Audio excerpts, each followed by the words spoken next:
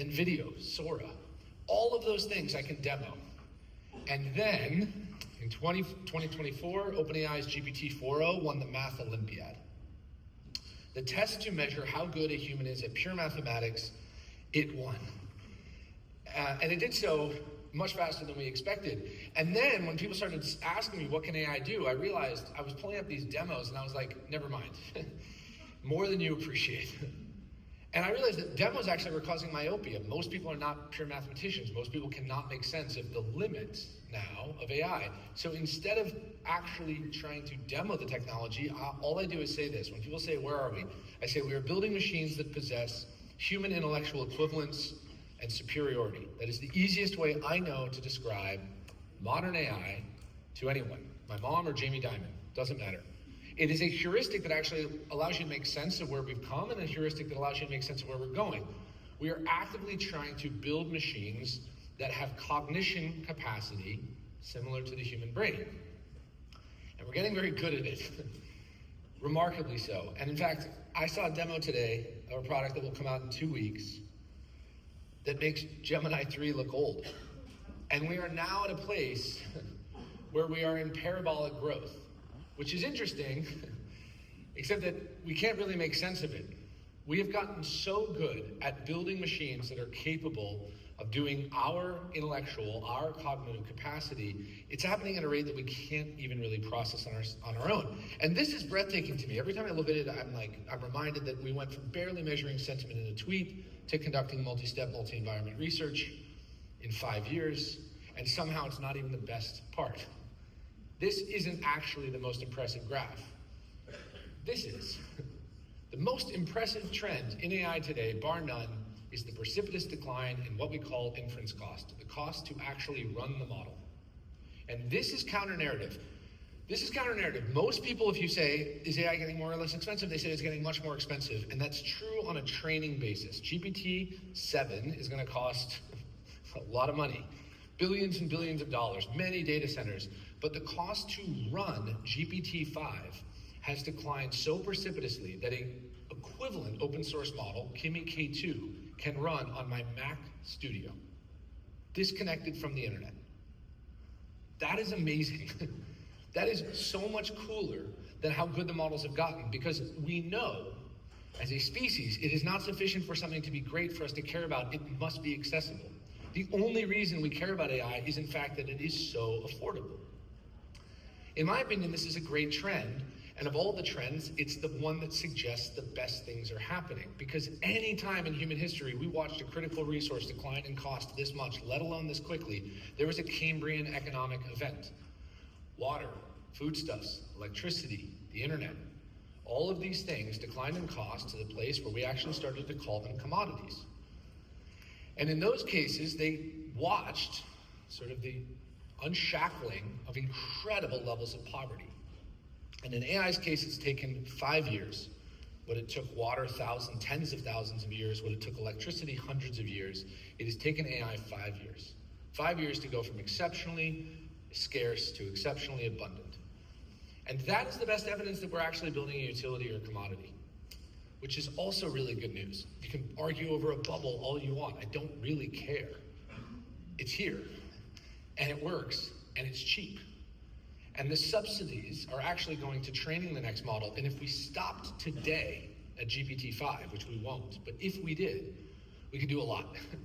There's a lot of juice left to squeeze if we never made any more scientific frontier progress.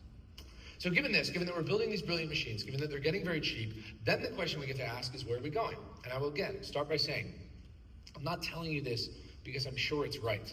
I'm telling you this because I'm pretty sure it's right. I would not bet everything on it, I would bet a lot on it, right? This is directional as best I can tell. I also have discovered I am willing to defend these ideas a lot longer than you are willing to argue them. And I have learned this by missing flights. I will not miss one tonight. I have a six-week-old baby at home. That would not go well. But I would just encourage you to suspend some disbelief, because I spend a lot of time thinking about this. I'll start with the easy stuff. I think I can convince you a lot of this. The integration phases of the AI revolution. When I started talking about this 4 years ago, there was a lot of convincing required. Now it's getting easier and easier. I have the receipts. The first phase is actually still the one we're in today, despite what people tell you, the enhanced application phase. Enhanced applications are exactly what they sound like. They are machines that have AI embedded in them, the most famous of which I argue is ChatGPT. It's just an AOL instant messenger, except that it's magical. And it's a really interesting reminder that when we built ChatGPT, we did it as a research preview specifically to convince CEOs to try the product and tell their CTO about it. That's why we did it. GPT 3.5 had been publicly available for 5 months. No one was using it. We were watching revenue tick up really slowly. I was like, what if we just let people see how magical it was on our website? That's all it was. It was a marketing honeypot. It is a reminder that you actually have to build really simple experiences in order to change behavior. And now everyone has an AI enhanced application. It's very popular, and if your vendors don't embed AI into the software, it's like, are they even software vendors? And that is exciting because it's actually doing meaningful amounts of productivity, and it's helping people come along on the journey. It doesn't take full advantage of everything AI can do, not even close, and that introduces the next phase, the one that we are entering now, and the one I argue will enter in 2026, autonomous agents or agentic AI. I am almost talking about agentic. First of all, we submitted my book manuscript. I should have told you this up front. I submitted my final book manuscript 2 weeks ago, or went to printers, I guess, 2 weeks ago. It comes out on January 13th, and I feel a little manic, if I'm being totally honest. I've been staring at this content for so long, I feel very connected to it. One of the really funny debates that we had when we were publishing the book is how much we had to attach ourselves to the current thing, specifically around agents. Because so much is being talked about agents, and I sort of, it's that teen sex trope, right? Everyone's talking about it, it's not clear who's doing it. And agentic AI is being so misnamed and miscategorized at this point that it's actually, I find myself having to just explain to people what it is over and over. Agents are machines that can execute tasks and goals on your behalf across application, browser, and data lake. And the way I explained it in the book was it's a Siri that works. And then Adam Chire read the book. He's an acquaintance, and he was not at all impressed. But in fairness, he should have built a technology that worked. And so we now, whatever, dude, you're fine. We now can sort of point at Siri as this thing that should have worked for a long time. It promised that it would do things for us on the device. It never did. And it was this false dawn, this famous false dawn that sort of helps us imagine what agents will actually do. And instead of talking to you a bunch about what agents can do for your business, let me tell you 2 things that people aren't talking about right now that they will very soon. The first, pretty fascinating, as we start to assign more and more of our tasks to our agents, I think we're going to discover how many preferences people actually have. And what we're publishing tomorrow is a newsletter called The Automation Boundary. We're discovering the automation boundary.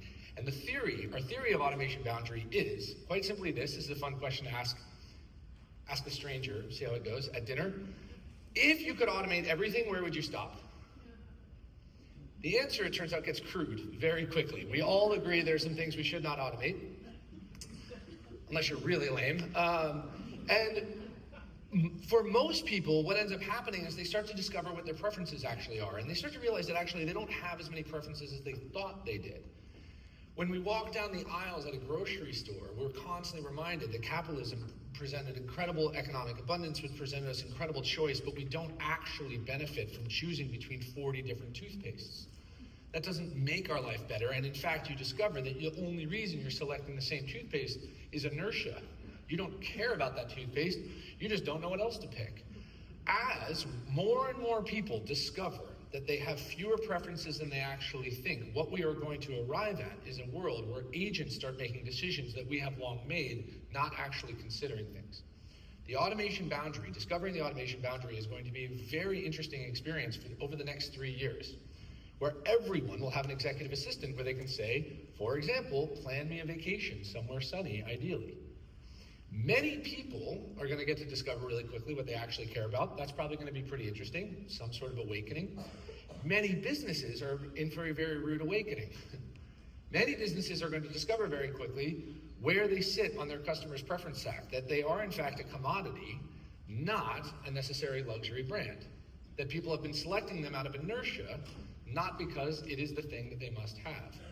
That is super important for you to decide. Now, I will tell you, in the process, of both having a personal assistant but also doing a whole lot more sort of automation in my life, I discovered there are basically four things that I care about in the fridge: David protein bars, Coke Zero, white cheddar popcorn, Smart Food white cheddar popcorn, and Good Culture cottage cheese with strawberry on the bottom. Everything else to me is a grocery. Everything else, I'm like, whatever, it doesn't matter. Doesn't matter. And I think a lot of people are gonna figure that out really soon. And figuring out where you sit in your customer stack is gonna matter a ton. The second thing is even more incredible somehow, which is that we're gonna rewrite the fabric of the internet.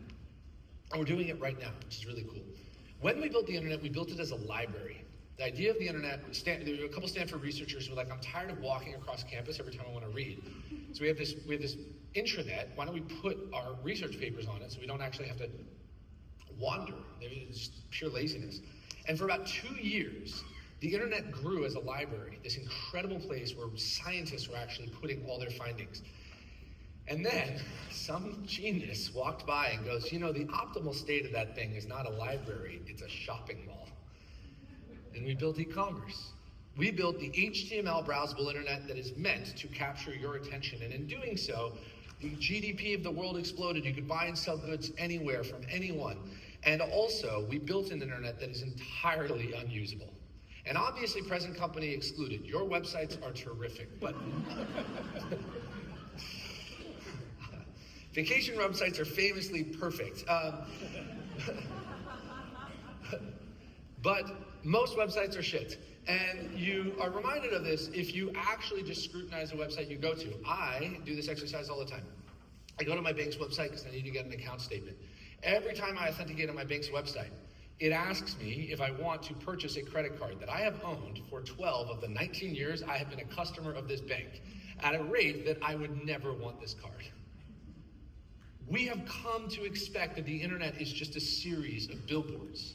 Everyone has a fiduciary responsibility to sell you everything they offer as soon as you land on their website, no matter who you are. And it is a mess. Do you want to know what getting good at using the internet is? It's getting good at navigating all the people trying to steal your attention. That's it. The difference between somebody who is good at Google and someone who isn't is someone who knows how to spot the ad. That's it. And what's really amazing is we're about to discover, as we start to build an internet that is not designed for our eyes but for our agents, that actually the browsable internet gives way to an agentic internet. The optimal state of the internet is not a browsable internet because I don't actually want to go to chase.com. I just want my account statement. And in fact, I don't even want my account statement. I want my accountant to have my account statement. That can be automated. And when that gets automated, I stop going to chase.com. And chase.com gets rewired, not for my eyes as an HTML internet, but for my agent as a TXT and XML internet. I can basically prove the future state of the internet, probably within the next 10 years, is in fact trillions of TXT and XML files. Now, some of that is a little scary because if you've invested a bunch in an experience that matters a lot, you're gonna be like, wait a second, what about showing off my stuff? And what I will say is I think a lot of the internet will eventually actually feel the way shopping malls feel today. Some retail experiences will be very high-end and some browsable internet will remain, but most of it is actually perfectly served as an information highway. And when that happens, something remarkable will happen, which is I can only describe as a natural language operating system. And the natural language operating system, also a white paper that we are publishing next week, is a theory where two meaningful changes have happened in personal compute. The first, we will go from carrying our devices, cell phones, laptops, to wearing them. Watches, rings, glasses, wallets. The reason for this is actually, I think, not being well understood enough yet, which is that it's not that the computer is getting smaller, it is. It's not that the battery is getting more powerful, it is. It's actually that the display itself is becoming less important on a fiduciary, on a financial basis. The economic value of the display declines when you can actually start to tell your machine in natural language what you want it to do. You don't need to stare at a machine 9 hours a day in order to get a bunch of stuff done. And we don't like staring at a screen 9 hours a day. We just do it because of productivity, GDP. It's good for the economy. It's not good for our brains. It's not good for our soul and spirit. The other thing that happens is we will go from a world where you must learn how a machine works, hardware, software, to a machine knowing how you work, because we have written these machines to understand natural language, human interface. The future is one without a digital divide, where if you did not learn how a machine works, you cannot participate in society and economy.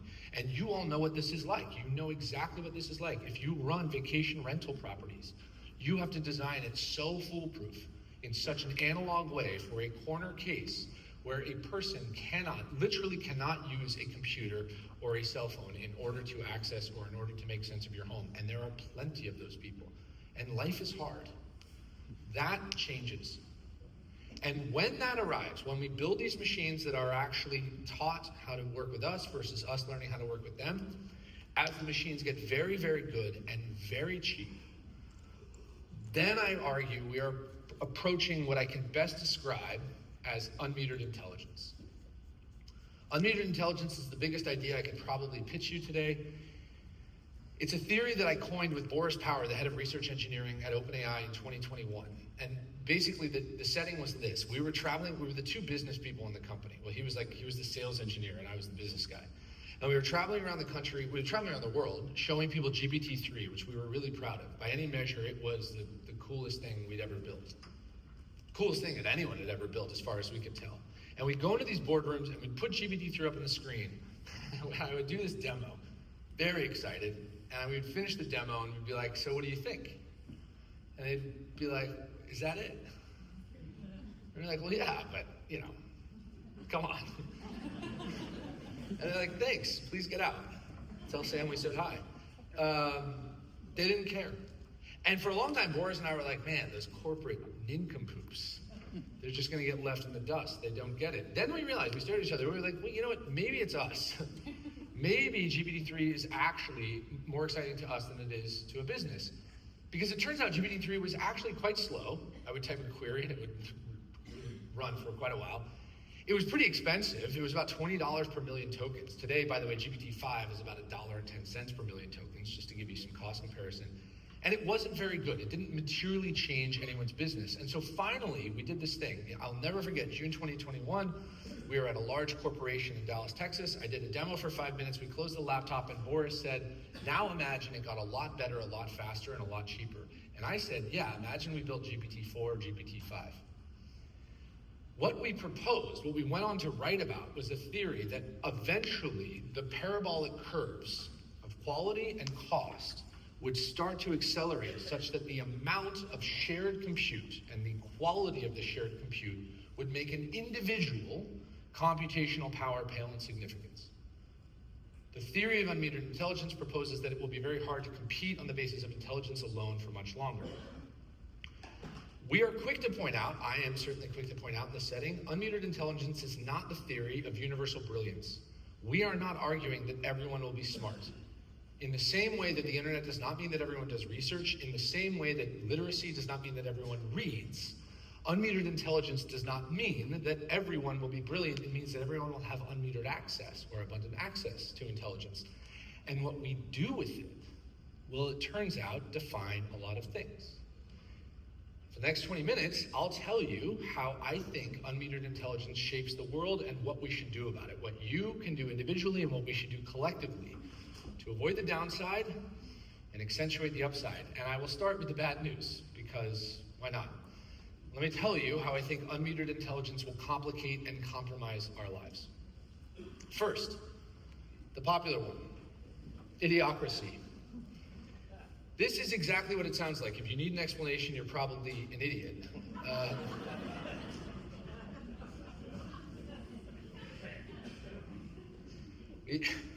We wrote that in the book, and the publisher called me. This is a true story. He was like, do you really want to insult the reader? And I was like, I want to insult that one. You shouldn't be reading the book anyways. It is what it sounds like. It is exactly what it sounds like. I'll define it, though, a little better. It is the theory that says at some point an individual may discover that critical thinking is no longer of material importance to survival, and they will stop doing it, or they will do it less.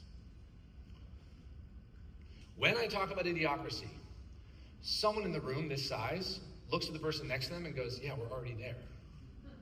And in fact, I don't totally disagree. There are some pretty weird trends right now. And I do not want to pick on Gen Z, they get picked on enough, but it would appear right now that Gen Z will be the first generation in many, since we basically started measuring this, to not be materially smarter than the last. And in fact, it looks at the current rate like Gen Z may end up being dumber than millennials on average. Not a reason to celebrate millennials. But we did set a high bar, so, tough act.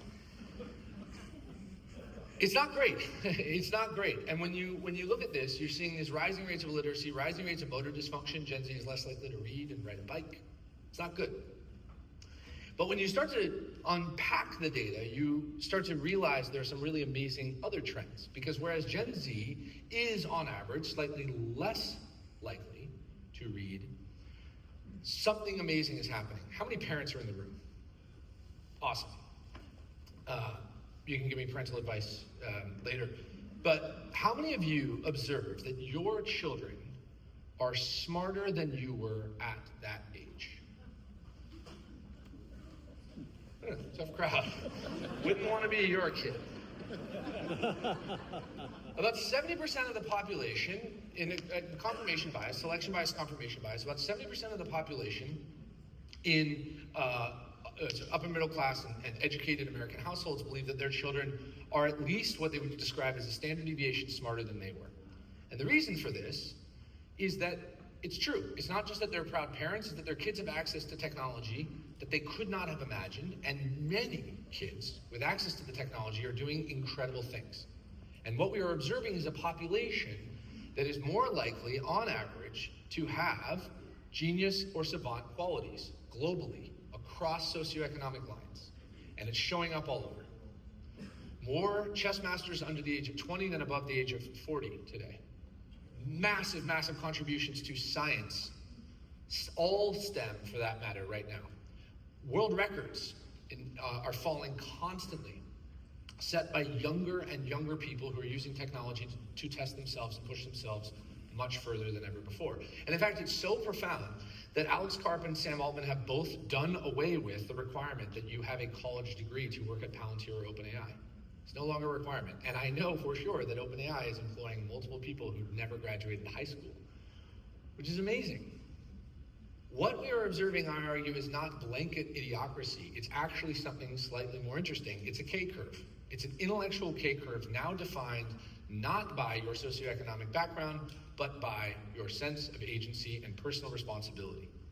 In a world where you can do absolutely nothing and live, where you can sit on your couch all day and scroll, order DoorDash, turn off your brain, call it a day, that's not, by the way, a function of AI. That's a function of economic abundance.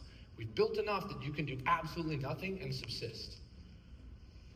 And also, if you want to stretch yourself as far as you can possibly go, you get to.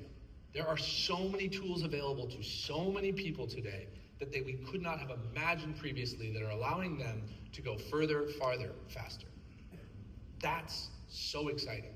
It also presents this really important opportunity for parents to start impressing on your children as young as possible the idea of personal responsibility, actions, and consequences. Industrial education was interesting for a while. It is so critical now that we actually raise the soul and spirit of every child to believe in themselves, to stop believing that they must go to school and get good grades, but actually to start seeing their personal achievement as something that they can control for the sake of their own destiny and their own outcome.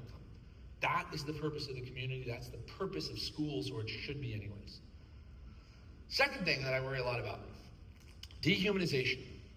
Theory of dehumanization says that at some point an individual will have more interest in a virtual or digital reality than a physical one. And I won't even do the poll because it's really sobering.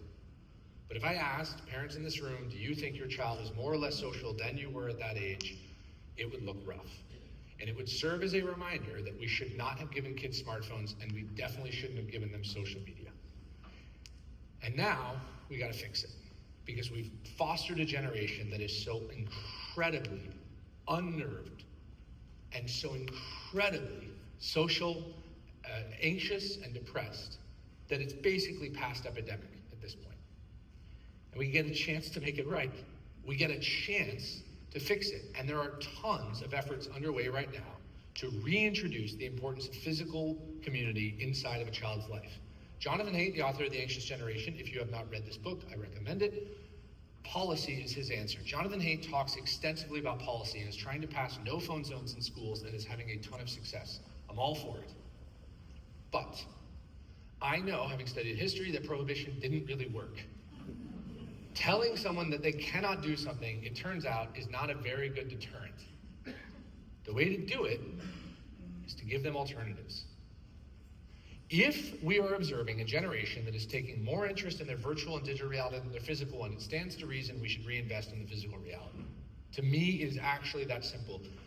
I argue there's nothing more noble today than to invest in the physical spaces in which we live, because we may in fact build true digital economic abundance and wake up one day and realize that we don't even want to go outside. I went and visited the governor recently, a very large state, who was showing off his plans for data centers and chip fabrication and energy. And I said, this is great. Can you please promise me that you are going to build a ton of protected bike lanes and sidewalks? Can you please promise me that you're going to offer tax abatements and easements and permit fast track for local retail? Please guarantee that you are going to build cities and communities that people want to live in so that kids want to go outside. That might actually be the answer. That might be the answer we're all looking for to heal this nation, to heal the world. Creating physical spaces that people want to live in. And we should start talking about our local politicians the way we do our national ones. We should start holding them exceptionally accountable. We should start electing people that want to build spaces in which we want to live, and then holding them exceptionally accountable to doing so. Your local politicians that turn out might matter a whole lot more than your national ones. Third thing I worry about, bad acting. There are basically two kinds of bad acting. High resource bad acting, nation states bond villains, and low resource bad acting, psychopaths and financial criminals. About 4%, 5% of the population is psychopathic. They do not have a response to incentive structure, and about 5% figure out how to make crime pay. They know it's bad, something tells them not to do it, but they figured out how to risk adjust for it. For most of human history, for that population to harm you, they had to see you. And then we invented weapons, and they could harm you from a slightly greater distance. Then we invented much more powerful weapons, and they could harm you from a much greater distance, and so on. And then we invented the internet. And in inventing the internet, we did something that we've never really reconciled, which is we invented the nameless, faceless bad actor, the boogeyman. You cannot see them, you cannot know them, but there is this unnerving sense that there is someone out there trying to steal from you. It, I think, actually explains so much of the unease with which many people describe living today. The physical world, it turns out, has actually never been safer. The digital world has never been more dangerous.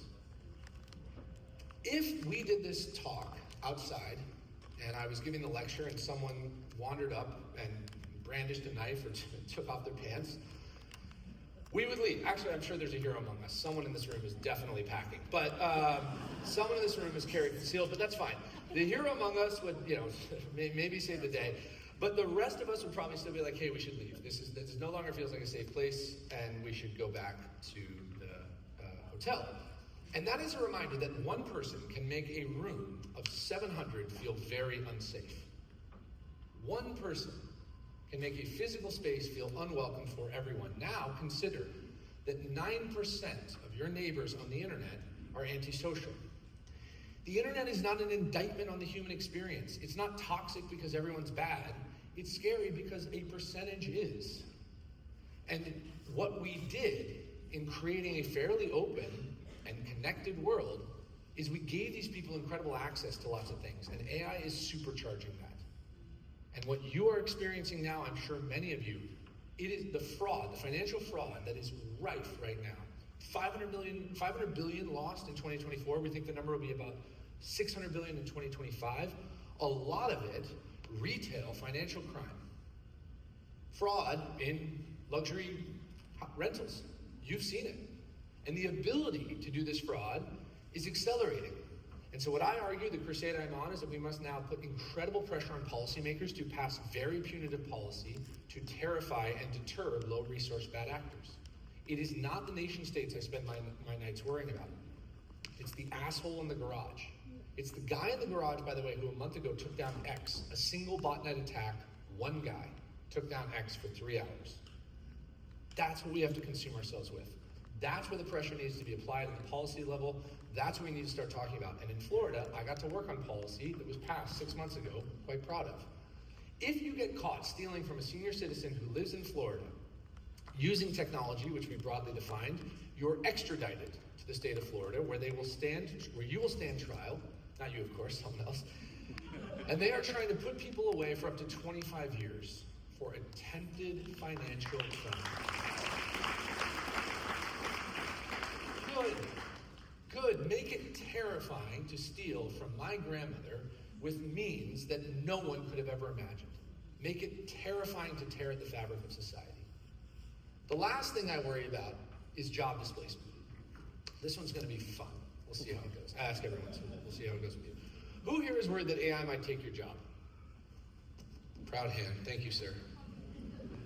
No one over here. Maybe I just didn't see it. You shot. Oh, okay. Thank you. All right. Who here is worried that AI might take someone's job in this room? This is called the zombie apocalypse phenomenon.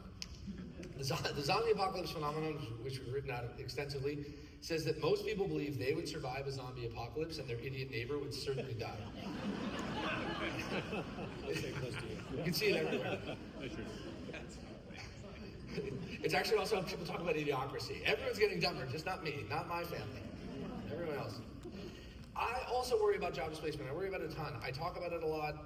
I'm actually on CNBC tomorrow talking about job displacement. I just don't talk about it for the reason most people talk about it. When the average person talks about job displacement, what they talk about is a world where we lose our jobs and we can't make money. We can't make money, so we can't eat. We can't eat, so we starve. This is what people talk about. And that's just a crazy red herring. It misses the whole point. And I'll tell you a story that helped me understand this. In October last year, October 1st, the longshoremen went on strike. I'm sure some of you remember this, the dock workers. Dock workers, 45,000 of them on the eastern seaboard, walked off the job site on October 1st under the order of Earl Taggett, the head of the Longshoremen Union, shutting down our ports. And he went on CNN on the morning of October 2nd for a 60-minute interview, and very calmly at the beginning of the interview pointed at the camera and said to the camera, "You have no idea how dangerous I am to the American people." He said, "I will cripple you." What did he want? What were his demands? He didn't want more money. Someone said it. He did not want more money, and he did not want safer working conditions. The two tenets of every labor union since we organized labor. He wanted a guarantee from the ports that they would not automate their jobs. That's what he wanted.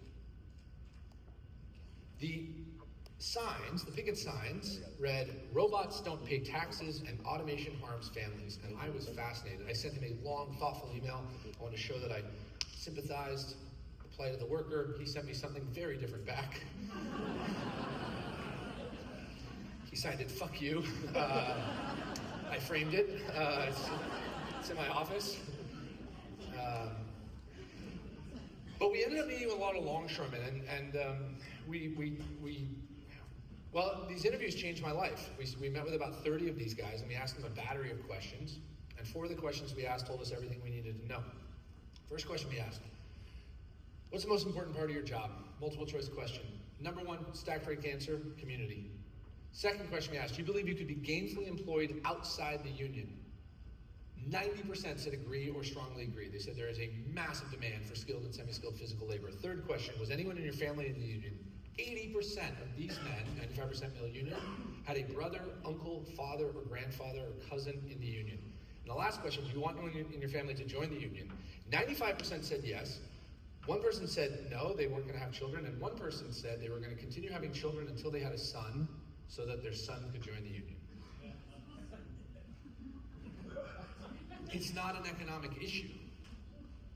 One of the questions that we asked, I realized we should ask, sort of halfway through some of these interviews, I said, okay, who benefits economically if we automate the ports? Who's the winner here? And reflexively, they were all well-trained, they said the capitalists. Capitalists benefit if we automate the ports. I said, okay, who are the capitalists? I said, well, the port owners, you see, and the shipping companies. I said, okay, but who else might benefit economically if we automate the ports? Everyone, including, eventually, the longshoremen and their kids. Everyone in this room is a descendant of someone whose job was automated to our collective economic benefit, and we never think twice about them. We, in fact, actually wander the earth all day, every day, asking, when is this good or service going to be better, faster, or cheaper, without realizing what we're asking is, when is a human going to be extricated from the manufacturing of this good or service? And we don't do it because we're jerks. We do it because we are rational economic actors conditioned to believe the world should get better, faster, cheaper all the time thanks to technology and automation. Automation is a story of progress. It is what allows us to produce so much more with so much less. It is how we pull people out of poverty. It is the thing that will put more and better food on the table. And the really amazing thing about this specific moment is that that may not matter. We have achieved so much that we can actually start to say, what about my identity? And what I argue we are facing is not a job displacement crisis, it's an identity displacement crisis. It's something that our great-great-grandparents could not have fathomed. A world in which we would have so much that we would say, it's not that I need more money, what I need is to know who I am. John Maynard Keynes in 1930 wrote a paper that we pay homage to in the book, one of the most profound papers I have ever read. He opened the paper against a backdrop of death and despair. True despair. The Great Depression, people were dying of starvation in the streets. And he wrote, and I quote, "I must now disembarrass myself to imagine a future that I will certainly not live to see, one in which humans will have solved the economic problem and be faced with something more profound." The godfather of modern macroeconomics was arguing that after the economic problem was a weirder one. Who am I? Why am I here if not to work? I do not have a ton of answers to this. He did not present any answers to this. My best response to this problem is that we should talk about it. We should talk about the fact that automation actually improves the lives of many people, as it has all of ours, and that it will continue to do so. And also that the meaning of life we know isn't actually work. It's time with friends and family and physical community, and we should start impressing upon kids that that is actually something that they should know. That time with friends and family and physical community is the thing that you want when you are dying. It is the only thing people talk about when they describe true happiness, and it may in fact be the thing that automation lends us to, if we can remember it, And now that I've sufficiently scared you, let me tell you how things can go really well. And the spoiler alert here is I think they will go exceptionally well. How do I think unmuted intelligence will reduce suffering and increase joy? The first thing that I think happens is the expansion of human potential. What one person can do today is about 90% more than one person could do in 1995. It's about 400% more than one person could do in 1960, and it's about 1,000,000% more than one person could do in 1800. We are ripping economically. It's awesome. It explains this room, which is inexplicable to anyone 100 years ago. Everything going on here would make absolutely no sense. And that's because we are productive. What's really cool is the economic consequences aren't even potentially the most profound.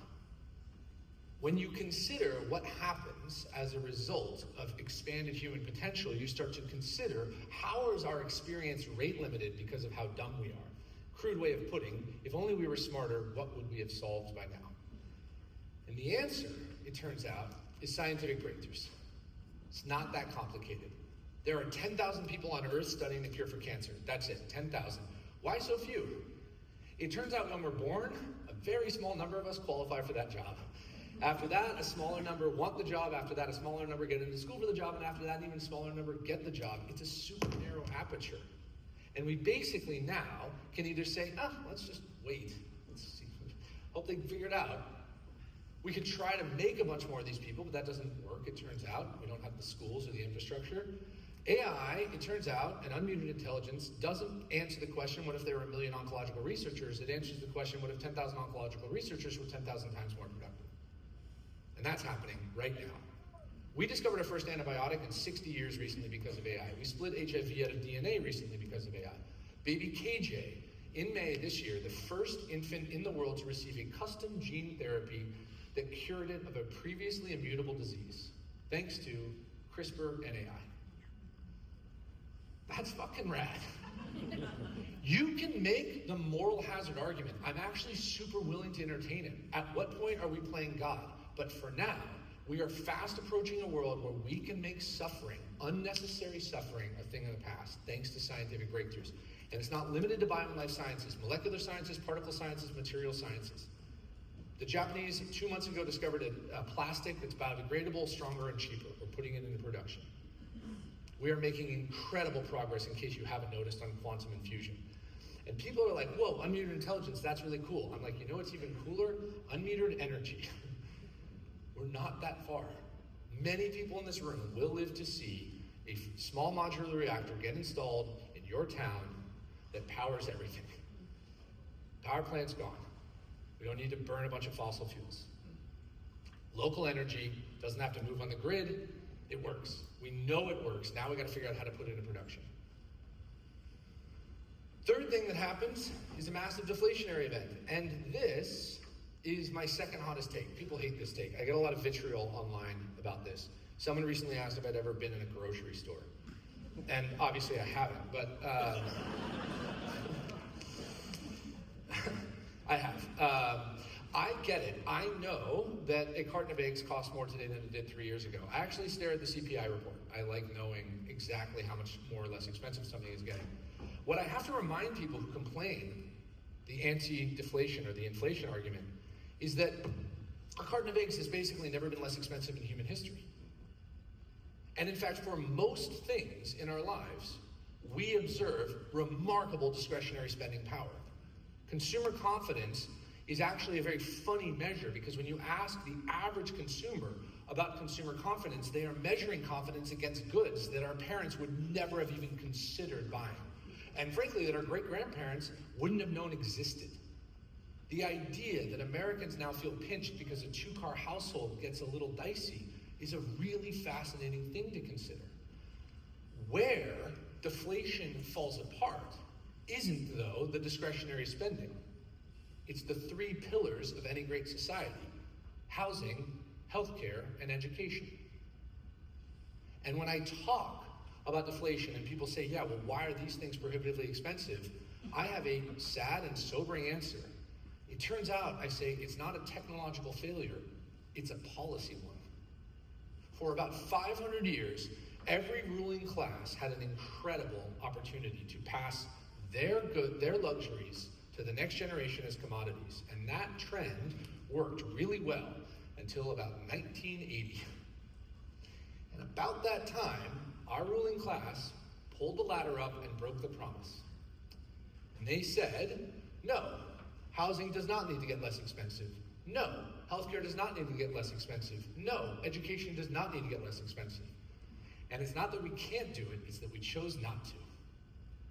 And I argue that AI presents an incredible opportunity to do two things. One, to do to everything that we can what it has done to this LCD screen, which probably cost $100. Why, people are asking, can I drive across Los Angeles in an autonomous vehicle for $10, but a trip in an emergency van 5 blocks might literally bankrupt me? What the hell is going on?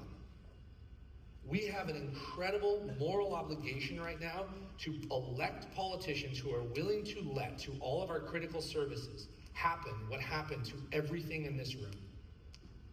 All of these incredible pieces of technology that have plummeted in cost because we have let it do so should also happen to the things that people need most: housing, healthcare, and education. And by the way, it's gonna come. It's gonna come.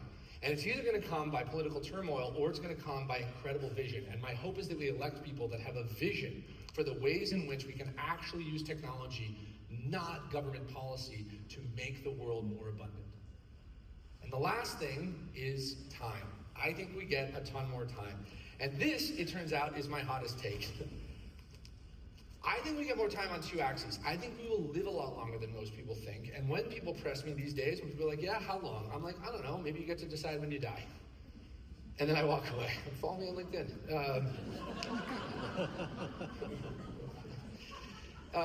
Yeah, people don't even hate that one. That's not even the one people hate. That's not the one people hate. If someone was like, runs, catching up to me, okay, fine, but then what are we gonna do? What are we gonna do in 100 years? I go, I don't know, maybe we won't work. And they go, no way. We might live forever, we will never not work. People hate the idea that we will find more time back in the day. And I think they hate it for two reasons. The first, identity displacement. Most people hate the thought of retiring.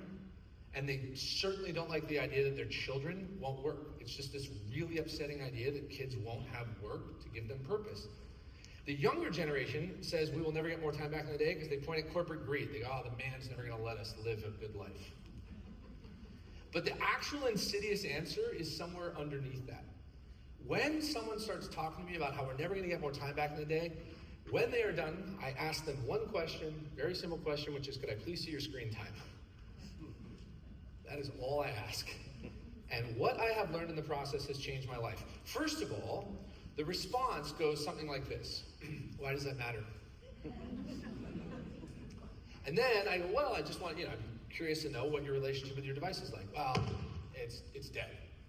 Like, I just saw you using it. We can look at it together. I can convince a lot of people to do this, but the exercise that they go through looks like this. They pull out their phone to see what we're both about to discover. And when you do this long enough, you understand the shame that lives inside of every single person with an addiction to the device that has become so big we cannot even talk about it anymore. When we talk about device addiction, we talk about the kids. Oh, the kids. The kids. They're so troubled. I go, yeah, except the average Candy Crush user is a 59-year-old woman. I'm like, I know what you're doing on that phone. And when you get on a plane, do this exercise, right? You get on the plane, walk to the very back, walk to the front. It's indiscriminate. Doesn't matter how much money you make, doesn't matter what else you're doing. People waste exceptional amounts of time on their display. Well, by the way, if we were allowed in the cockpit, we'd see the same thing. And my argument, actually, is that people are upset by the idea of free time because we forgot what it feels like. We actually forgot what interstitial time feels like. We cannot let ourselves be bored anymore. The beauty of boredom, the beauty of stillness is gone. And the idea that we cannot fill our day with stuff is deeply unsettling to people. And so one of my last crusades I will share with you is to convince people to build a deliberate relationship with their device, because I think it may be the only thing that separates you from actual nirvana in a future where the cost of goods and services plummet and you have everything you need. Are you going to remember when you wake up that the answer to what do I want to do today is go outside and be with friends and family? That's probably it. And if we figure it out, we're in for something really special. And if we don't, it'll be weird. Thanks. No one usually laughs at that. Get that lady some more booze. Then I'll tell you how you can prepare, and then we'll go to Q&A quickly. First, anchor and adapt. So for a long time, people have been talking about adaptability as this critical currency. It's adaptability. And what people are doing is they are like literally trying to breed these infinitely adaptable creatures. Describe your least favorite friend. It's infinitely adaptable person. It's someone who believes in nothing and therefore is willing to believe in everything. They are so willing to do whatever you need. And at some point you're like, please just be something. Argue, stand for something. Adaptability has a limit. And the limit, I argue, is mission, vision, values. Be very anchored individually and collectively to what you want to accomplish, what your goal is. Be very amenable to how you accomplish it. Be very adaptable to your ways and means. If you do that, you will have a very good time. Second thing, learn how to learn. Young people ask me all the time, what should I study in college? Most popular question I get asked by anyone under 18. And what they're asking, by the way, it turns out, is how do I make a lot of money? That's the question. And my answer is pretty boring as far as they're concerned, which is, doesn't matter. There is a rapidly declining correlation between your major and your economic outcomes, such that it would be impossible for me to accurately predict. And by the way, about 4 months ago, the wage for the average man without a college degree and the wage for the average man in America with a college degree intersected. So it may not even matter if you go to college. And by the way, I'm for that. I think college serves an incredible purpose. I think we should remember that the purpose of college is in fact probably social, not academic. It's a place to make mistakes in front of your parents that you were not comfortable, or make mistakes that you were not comfortable making in front of your parents. And so what I tell kids, I have 2 pieces of advice. If you're gonna go to college, Go to a school with a good football team. It's a lot more fun. Cal 05, 06, 07, man, good times. Also, study something you love. Study something that you are fascinated by. I'm not talking about a passion. I'm talking about something that you learn so that you can fill your mind with ideas that you didn't have the day before. It's the idea of being willing to change your mind and change other people's minds. It's the idea that you are exploring ideas not so that you can get a good job, not so you can make a bunch of money, but because the act alone inspires you. And what I tell people is, in the process of doing that, you will learn, you will taste mastery. You may not ever achieve it, but you will taste it. And in doing so, you will put yourself in a position to explore tons of things in the future where you're going to explore a lot. And by the way, in the future where your employer is probably going to want you to get better at lots of things over time, the most interesting thing you can do is learn. Learn how to learn. And last, design around things today I cannot do. For everyone in this room, you're basically operating in a physical world that I am super long. So in case you have not picked up on this, I am certain at this point that the physical world is going to have incredible currency. And I moved home, in fact, to Santa Barbara. I grew up in Santa Barbara, the best place on earth, and I moved home. Put my career basically on stop to go be with my friends and family because I just needed to be. And I'm like convinced. But in the context of building businesses, you also have to recognize there are some things that AI is going to automate and you cannot build moats around, and some things that you must build moats around. And in the process of helping CEOs try to figure out the things that AI cannot do, I've come to a very high conviction, very defensible answer, which is very simply optimize for humanistic qualities. Something remarkable is happening right now that is very hard to explain, but we're starting to see this incredible shift in the services industry that many of you in this room will appreciate. Real estate agents about 10 years ago stopped getting selected because they were getting people better prices on homes. Under the data, something else was happening. Real estate agents started getting selected, on average, because someone liked spending Saturday and Sunday with them. Bartenders. Your favorite bartender does not make the best drinks. Someone that you like sitting with. Wealth managers. The average wealth manager cannot make anyone more money anymore. And in fact, even the great wealth managers don't really have alpha against the market anymore, and they don't even try to build themselves as such. Wealth managers are now selected because you trust them and you like them. The list is starting to go on and on and on. These industries are starting to automate incredible amounts of services. And then, as I was doing this study, something happened to me personally that I will tell you about because it actually changed my life. My father is an oncologist. He's a cancer doctor. He's been practicing cancer medicine for about 38 years, and he recently won a Lifetime Achievement Award from the Breast Cancer Association of America. During his time practicing breast cancer, the survival rate for this disease went from about 35% to about 90%, which is a testament to science and humans' ability to achieve hard things in the service of others. I was so excited to go to this award ceremony and hear about my father, the scientist, who I had always revered growing up as a brilliant man. He was saving lives, I told people, because of how smart he was. I went to an award ceremony in a room much like this, one side of the table just like this, flanked by my wife and my mother and my sister and her husband, and listened as a patient of his came on stage to present him with his award. And she spoke for 5 minutes. For the first 30 seconds, she talked about her patient outcomes. She had survived breast cancer very recently and was now giving back to the community. And for the next 4.5 minutes, she described how my father made her feel. She talked about getting a breast cancer diagnosis and going to see 3 oncologists and getting the same 3 prognoses and the same 3 treatment recommendations. And she said 2 things that I will truly never forget. The first, she said she realized after this 3rd identical prognosis and treatment recommendation that the science had progressed so far the machine was now smarter than the doctor. The next best action was obvious to everyone, she said. And therefore, she said, the bedside manner is no longer a feature, it's the product. And that feels pretty good. Because in that moment, I realized my father is no longer important to his community because he's brilliant. He's important to his community because he's courageous and compassionate. The same qualities that I love in him as a dad, so too do his patients. And if we're being honest, my dad is 77 and admits that he is past his intellectual sell-by date. I am not revealing anything that the medical board does not know.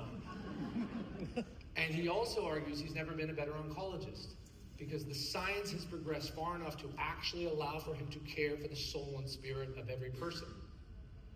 That is the promise of unmetered intelligence. The idea that at some point our jobs may in fact be reduced far past what we know to how we make each other feel. That sounds pretty awesome. That is a world that I want to live in. That is a world that I get excited to wake up for every day. And on that note, let me tell you one more thing. Today is the best day ever to be born. It turns out tomorrow will be too, and the day after, and the day after, and the day after. And if you disagree with me, you're wrong, unfortunately. But while I can intellectually convince you of this, while I can intellectually convince you that today is the best day ever to be born, I cannot necessarily emotionally convince you of this. And the reason for that, quite simply, is that you are overexposed to negative information and you are underexposed to positive information. It's not actually that hard to diagnose the issue. You know too much about the horrors of the world and not enough about the opportunities. So much is going well, and we don't hear about any of it, and we don't talk about any of it. And my crusade now is to help people appreciate that in order to build a future that you want your children to live in, you must also talk about it. It is not a Sunday nicety to describe ways in which the world can get better. It is a moral obligation. It is a moral obligation to point at all the problems that we face today and describe potential solutions, because that, it turns out, may be the only way that we can arrive there.